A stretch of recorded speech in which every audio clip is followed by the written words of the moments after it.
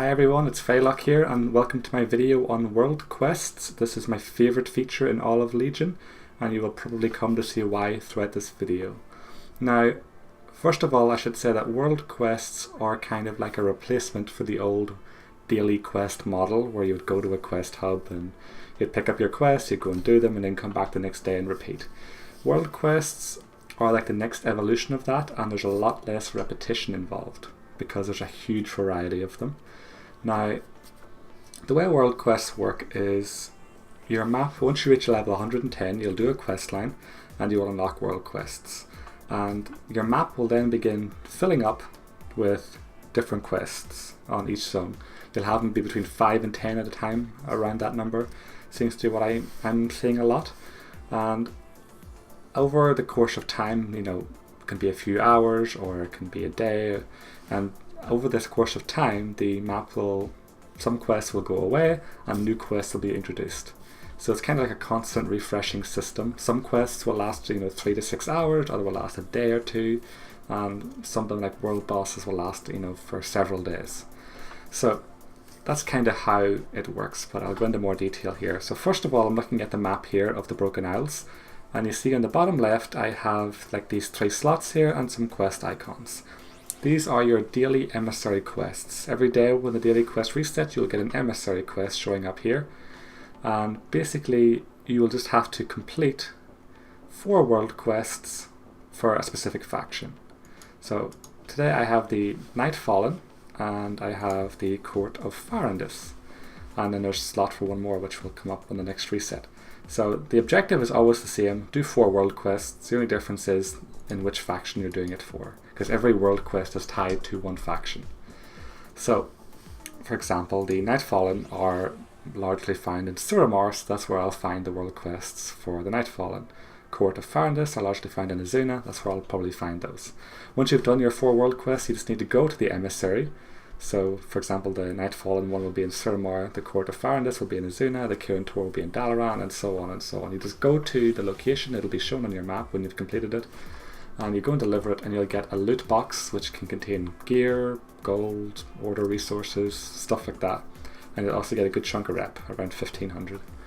So that's kind of the reward structure of these emissary quests, just adding a little bit of focus to your world quest daily objectives. So, and because of the constant refreshing of the world quests, you can log in the morning, you can do a round of world quests, you can come back in the evening after work or school or whatever, and then there's a whole new set of world quests for you to do. So that's why it's my favourite feature, because it's constantly updating max level content. They did say at the recent day of Q&A that there was over 1,000 world quests in a big bucket that the game chooses from. So, whereas on previous rep models you'll do maybe the same quest every single day, like in Mr. Pandaria, whereas in Legion you may do 1 world quest and then you might not see it again for like another 2 weeks. And that's kind of how it works because there's so many. So without further delay, I'm just going to click into a zone here. This is Val Shara, and this is how the world quests look on your map. So as you can see, we have a bunch of different icons here. Just ignore these colourful swirls. These are just dungeons and raid entrances.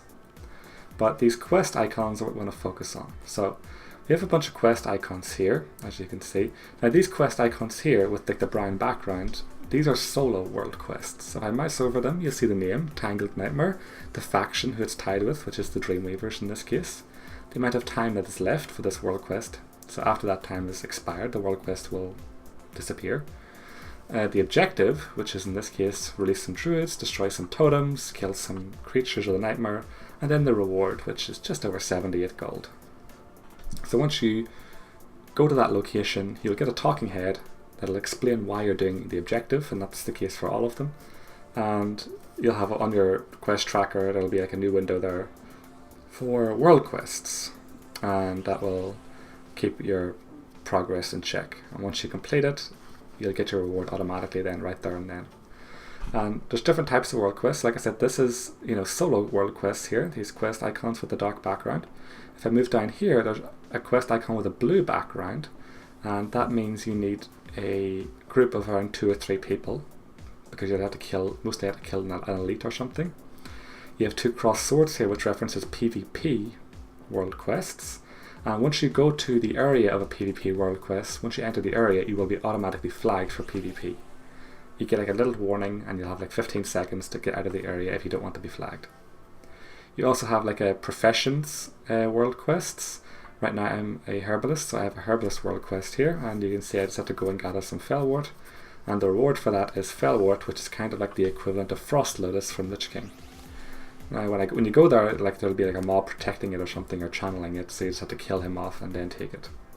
If I go to some other zones for other examples, as you can see here on the bottom there's a purple quest icon with like a dragon around it. That is a world boss quest. So if you want to do that world boss, you have to go there and kill the world boss, and that's complete. If I go to some other zones, I go to Stormheim here, you'll see a couple of different varieties more. You'll see like a swirly blue icon with the dragon around it. This is a dungeon world quest. You don't actually have to go to this location. You can complete this quest through the dungeon finder by queuing up for the dungeon. In this case it's Maw of Souls. And in some cases these dungeon world quests will add in new mini bosses to the dungeons which otherwise aren't there, which is pretty cool. And there's another one here which is a blue quest icon with a dragon around it, and this is an outdoor quest that requires a group of 5 people. So kind of like an outdoor dungeon boss, you can think of it like that, and you need 5 people to do that. Moving on down here, you have the paw icon, which is just representing pet battles, as you can imagine. So you go there, you beat the pet in the pet battle, and that completes the world quest. So that's kind of how you see the map is kind of populated with all these different icons. You just go to the area and the world quest will trigger, and once you complete it you will receive your reward automatically. So I just look at a couple of more zones here. You see some of them are have more in them than others. For example, Suramar, I haven't completed this zone yet. There's still a lot of quests in this zone for me, so all of the world quests are not showing up here. And I go to High Mountain here at last, you'll see a few more here. They're mostly focused around the south, but from time to time there is up in the north and even in the mid of the zone as well. So let's talk about rewards. Rewards are a variety of rewards. There is gold, so that can range from a small amount of gold, which is like 78 gold here and 87 here. And if the dungeon one, which gives like 670 gold, which is a good chunk of change. Other rewards include crafting materials, Blood of Sargeras in this case, which is like the equivalent of primal spirits in the Warlords of Draenor expansion. And like on this side here, you can also get crafting materials. In this case, fellwort. Because I'm a herbalist, I can get those. Other materials include order resources, which are used for your order hall progress. You can also get gear, and this gear will scale. So even if you're like a fully geared, normal or heroic raider, you will still get upgrades from this system. Like you can see here, this is item level 830 plus. So baseline is 830, but it has the chance to proc even higher. So it can upgrade to epic, it can become Warforged, Titanforged, whatever. So the loot can be upgraded, to even if you are a heroic raider, you can still get some gear upgrades here. And it's good for filling out extra slots and gearing up for dungeons. Now other rewards, let's see, you can get relics, which are socketed into your artifact, and there's quite a couple of quests here. There's 2 quests here that are giving relic rewards. And other rewards are artifact power, which you just directly increase the power of your artifact. And even the pet battle ones can give, this one doesn't, but pet battle ones can give like pet battles tokens, like to upgrade the levels or the rarity of your pet. So that's kind of how the reward structure works. So every few hours these will be refreshed and new ones will be added, some will be taken away, and it's just constantly refreshing throughout the day and over the course of a week. Now for this video I thought I'd just go and show you how it works. So I'm going to go to this one here. If I left click on it, it will automatically add it to my quest tracker here, and I'm going to do this world quest down here. And not all of the world quests are actually about killing stuff. Some of them are just like doing little fun events, like the PvP ones for example, or like transforming into murlocs and fighting other players as a murloc. And some other ones can be like jumping into bubbles, I've noticed, and kind of doing a like jumping puzzle almost. And it kind of varies it up a bit, so you're not constantly having to feel like you're just always killing stuff. Sometimes you have these like little fun breaks in between. So that's kind of your variety in the system as well, apart from the pet battles and the PvP stuff. So you do have some fun PvE events too. So this world quest is going really quickly, it doesn't take much time at all. And generally from a lot of these world quests, like these types here where you have to fill up the bar, there's generally a lot of ways to do it.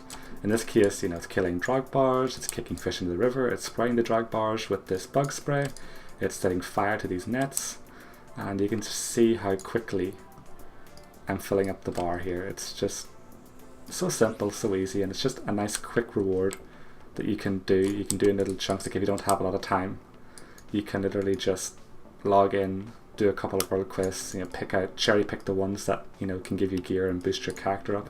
So even if you don't have a lot of time, you can still log in and actually improve your character, whether it be through gear or artifact power, or, you know, new relics for your artifact and things like that.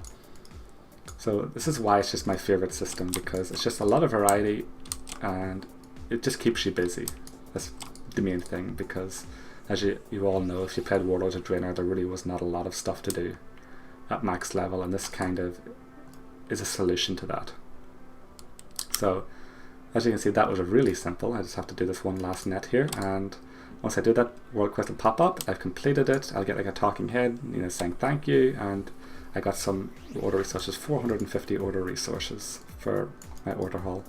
And that's how the world quest works. Now if you look at my map here, I see it's gone, and you know, in a couple of hours there'll be new quests here. If I did all of these quests, I can come back, you know, tomorrow or a few hours from now, and there'll be new world quests here. So that's kind of how the system works. So I hope this was a nice little overview and you kind of get a grasp of the system, and I think it will be a pretty huge feature that is currently underlooked right now.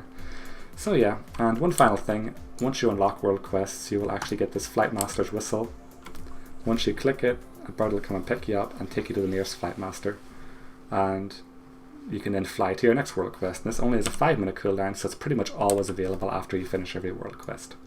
But anyway, that's World Quest. Hope you liked the video. If you do, feel free to subscribe and you can see more in the future. Thank you for watching.